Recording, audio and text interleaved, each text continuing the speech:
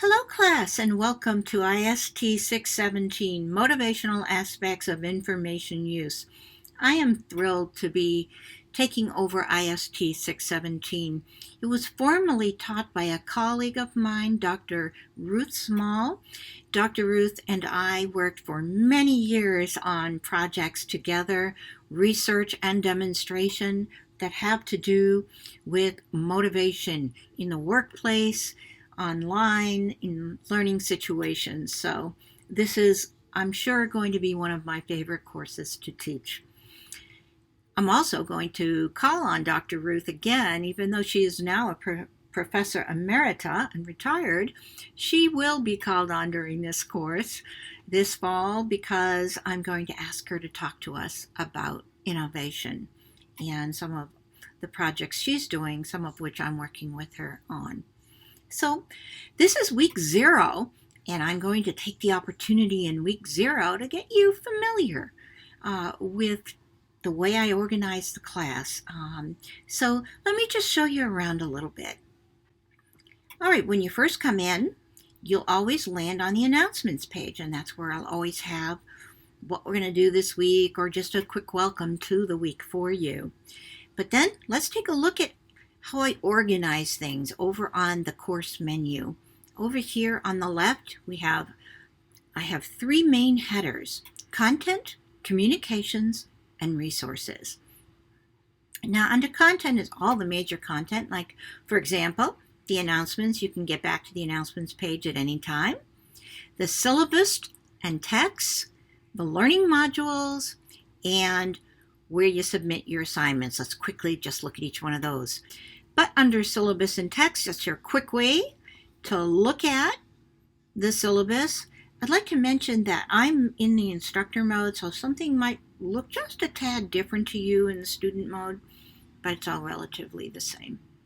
Let's click on the syllabus, and you'll see that comes up right away. The syllabus is the Bible for this course. You'll find everything that you need right here on the syllabus, from the learning outcomes all the way down to spelling out the assignments. So please do look at the syllabus regularly.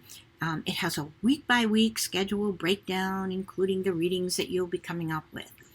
And by the way, I will include the readings other than the text in the learning modules as much as possible. Also, under syllabus and text, you'll find the textbook, and I have a nice image so you'll know what the cover looks like right here. It's Why We Do What We Do by Edward Deasy. And what I love about this textbook, it's the only one that you need to buy, by the way, is that it takes the hundreds and hundreds of studies that have been done by self-determination theory, a major theory that we'll be using throughout the course, and it hones it down to the essence of motivation and what they've learned through all of these research studies. It is one of the most validated motivational theories in the world. And so I think you're going to love this book. It's short, it tells you so much, and it doesn't have all that jargon in it. Okay. All right, now let's just quickly go back so I don't take too much time on this video, and go back to and I will show you that we have under content, under the syllabus, you can also click on learning modules. Now every week, this is where you'll go, and I'll open up the new learning module. Every week there will be a new learning module, and this week you've already checked into week 0 because this is the orientation that you're watching, and I have that video right in here, but I will continue to add learning modules week by week. All right, now when you're ready to submit your assignments, you go down here under content again, submit assignments, and everything you need to submit will be right here. You'll just click on assignment 1 when you're ready to submit that.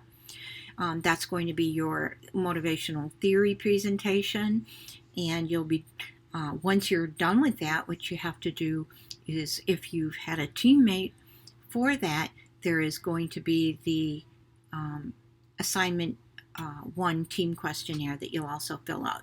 And you'll also put in what the name of it was and all of that. You just upload everything there. Same with assignment 2. And assignment 3 is actually your intellectual contribution or the course participation.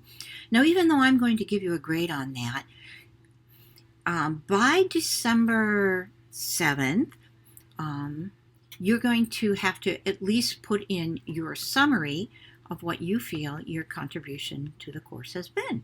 It's as simple as either attaching a file that you write a paragraph or two about, browsing your computer and uploading that file, or you can just write a text submission right here and write in a paragraph or so about what you feel.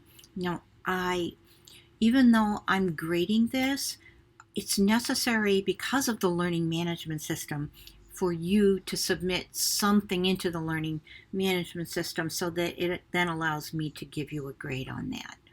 And so that just tells you a little bit about how you submit your assignments. Oh, you'll also find that I will put the quizzes in there. There's only 2 quizzes worth 5 points each. So that's that. Let's move down to communications. There'll be 3 ways to communicate. The discussion forum.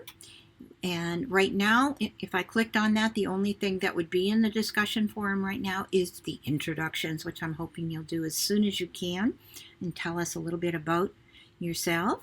And then there's email. So if you want to email everybody in the class, you can do it that way. But even if you just wanted to do select users, it's really great to have this quick little way of doing it.